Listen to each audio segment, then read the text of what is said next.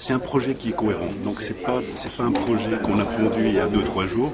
C'est une réflexion qui était menée déjà depuis quelques années avec la plupart des présidents d'office et au niveau de la Ferté, au niveau de la fédération régionale.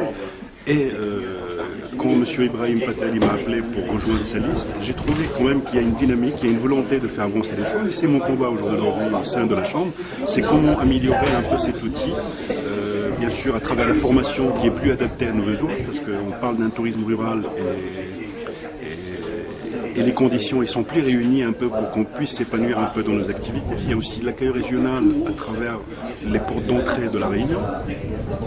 Ça aussi, c'est quelque chose qu'il faut mettre en place, mais c'est un projet cohérent, donc c'est pas quelque chose qui est accessible et qui peut être aussi en collaboration avec les chambres consulaires et la région et bien sûr l'IFT, que c'est sa volonté aussi de mettre un accueil aussi régional à travers les portes d'entrée.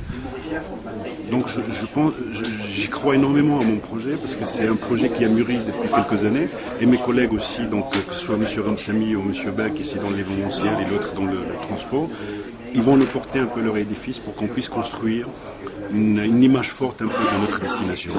Alors vous évoquez un réveil, on va dire, en matière de conscience des acteurs touristiques locaux.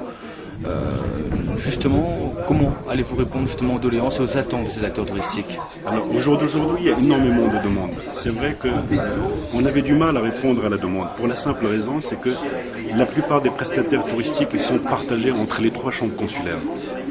Comment faire pour qu'on puisse fédérer un peu ces ressortissants des 3 chambres et de parler un peu le même langage, aussi bien parce qu'il y a un dédale administratif qui est très lourd pour nous en termes de communication, en termes d'emménagement un peu de nos structures, mais je pense en fédérant les 3 chambres consulaires, le tourisme insulaire demain pour moi j'y crois énormément, parce qu'à partir de là ce sera plus facile d'y aller vers nos prestataires et de nous refaire des propositions et du concret et d'arrêter un peu de parler dans le vide parce qu'il y a des choses qui existent, donc on ne va rien inventer, c'est qu'il y a aussi bien sur les 3 chambres consulaires, il y a un volet tourisme et qui n'a jamais été exploité à fond.